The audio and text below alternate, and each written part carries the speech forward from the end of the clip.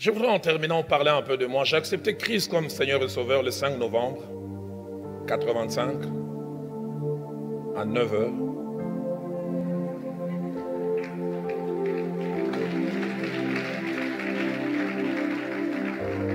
Et j'ai évolué 6 mois dans une église jusqu'à ce que quelqu'un invite mon jeune frère à une réunion de la jeunesse à l'église Laborne où j'ai passé finalement 20 ans.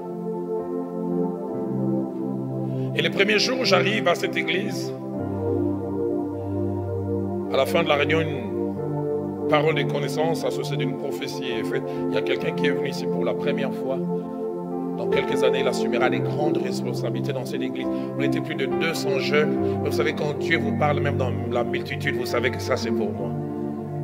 Et je savais que c'était moi. 87, 88, j'étais un frère quiconque, lambda dans la masse. Un samedi, je viens à la réunion de la jeunesse. Le prédicateur qui était invité n'est pas venu. Et notre leader de l'époque, pasteur Veilly, il dit, y a-t-il quelqu'un qui a fait une méditation aujourd'hui et qui peut partager sa méditation? Je dis oui. Je lève la main, je partage ma méditation. Et puis il pose la question, comment ça vous vous appelez? Je dis les frères Dalo. Il avait semble-t-il tellement aimé ma méditation. À la fin de la réunion, il fait un communiqué. Les frères qui avaient partagé la méditation tout à l'heure, les frères Dola. Dola,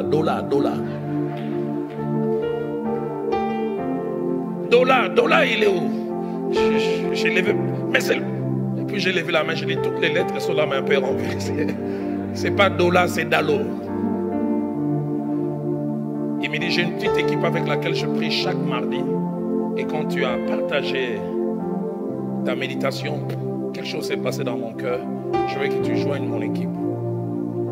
Et je commençais à prier avec lui chaque mardi. 1 année et demie après, j'oublie jamais. La nuit de samedi à dimanche, j'ai fait un songe. J'ai vu comme si j'étais dans une équipe de football où il y avait une vingtaine de joueurs. Et à la fin de l'entraînement, on choisissait les 11 titulaires qui allaient jouer les matchs le lendemain. Et j'ai fait au moins 5 à 6 entraînements. Et chaque fois, à la fin, on ne me choisissait pas parmi les titulaires. De telle sorte qu'à la fin de l'entraînement, quand on choisissait, j'allais déjà m'échanger parce que je savais qu'il n'y avait rien à espérer. Et puis je vois notre équipe qui va jouer. Alors qu'on était en train de jouer, notre numéro 10 s'est cassé la jambe. Je ne faisais même pas partie des joueurs réservistes, j'étais sur les gradins. Et je vis l'entraîneur en désarroi, il dit, mais le seul numéro 10, le remplacement, c'est Dalo, mais on n'avait pas prévu. Et puis il se retourne vers les gradins, Dalo, il est où? Et je vois, on m'appelle, je vois comment je m'échange, et je commence à me réchauffer. Et je me suis réveillé. Dès l'instant où je me suis réveillé, l'Esprit de Dieu m'a dit, tu vas remplacer quelqu'un. Ton temps est arrivé, ta saison est arrivée. Dieu parle tantôt d'une manière, tantôt d'une autre. Et on y prend point garde.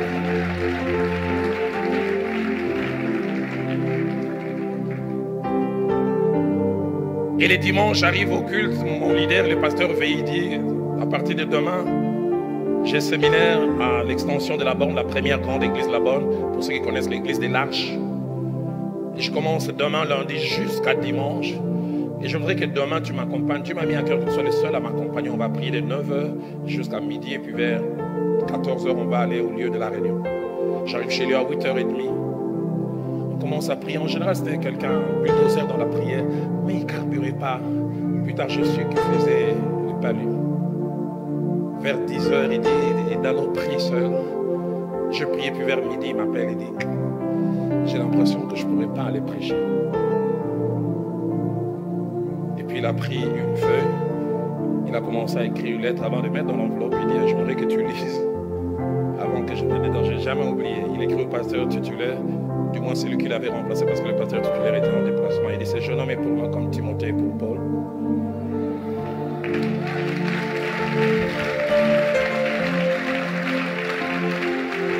J'aurais voulu venir prêcher aujourd'hui, mais je ne peux pas. Et si vous croyez en moi, acceptez-le. Quand j'ai lu le courrier, j'ai dit non, je ne peux pas, je ne peux pas. Parce qu'avant ces jours, je n'avais jamais prêché devant une si grande foule. La plus grande foule, c'était 15 personnes. Et là, on m'a exposé dans une église de plus de 1500 personnes. Il m'a dit, mets-toi à genoux. Et quand je voulais hésiter, je me suis rappelé du songe. Oh, le numéro 10 était blessé.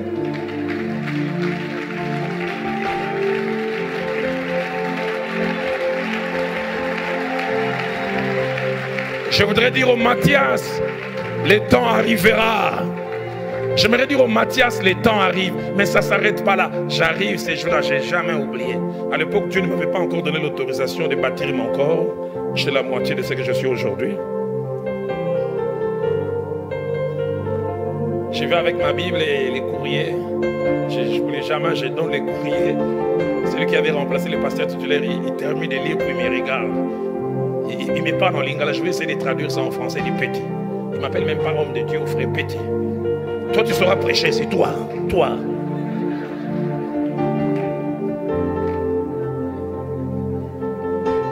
Et puis il me dit, attends, on va délibérer si tu prêches ou pas. J'étais là à 5 mètres, ils étaient à 8 en train de délibérer. Je prie, j'ai dit, Seigneur, que ta volonté soit faite.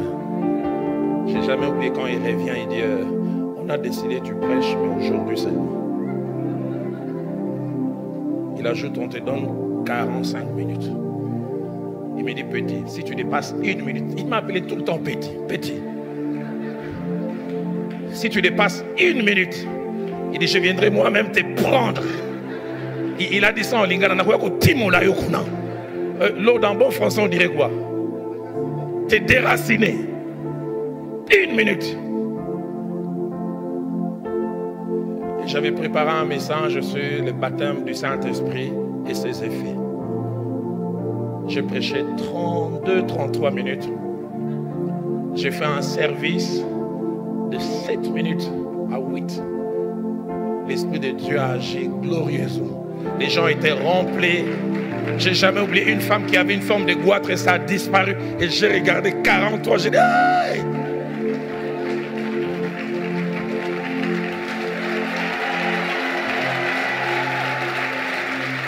J'ai jamais oublié. Mohamed, à 44, je vais lui donner le micro. Il dit, continue, continue, continue, continue.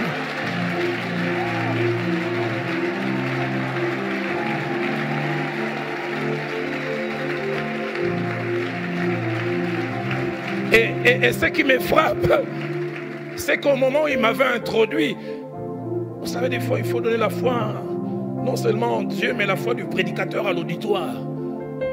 Mais quand il m'a introduit, écoutez comment il m'a introduit. Église, pardonnez-nous. Nous attendions que l'homme de Dieu vienne, mais il est malade et le petit va nous prêcher. Donc il y avait d'un côté un homme de Dieu et un petit. Quand il a vu Dieu se manifester, il m'a dit continue, j'ai continué encore 10 minutes, c'était encore glorieux. Et il reprend le micro, écoutez sa prière. Père, nous te rendons grâce pour l'homme de Dieu que tu nous as envoyé.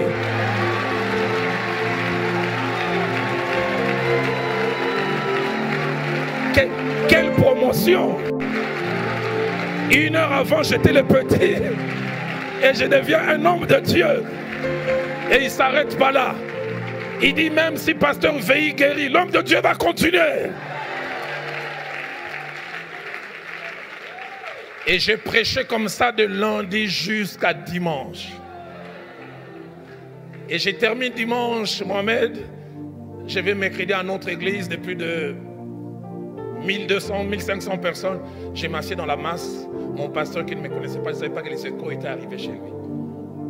Le fait Jacques-André Vernon qui monte du haut de la chair avant de prêcher, il dit il y a des David qui tuent des ours et des lions en forêt, mais qui se cachent, qui sont ici.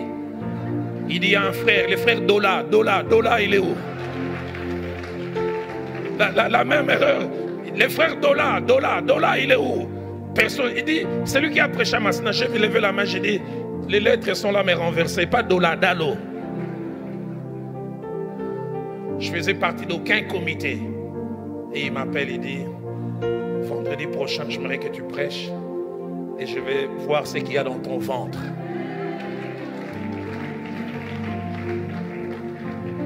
Et le vendredi, je viens, je prêche. Touché, il dit, prêche encore mercredi.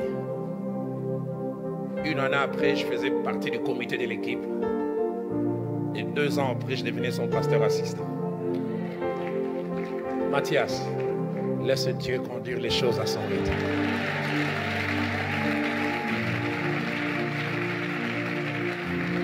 Donnons-nous des Matthias quand ils ont raté le choix des 12, il reste encore. Donne-nous des Matthias quand ils désiraient être avec les 12, on les place parmi les 70 autres, il reste encore. Parce qu'il finit un temps où Matthias rejoint les autres et que Dieu bénisse sa parole. Est-ce qu'on peut acclamer le grand Dieu?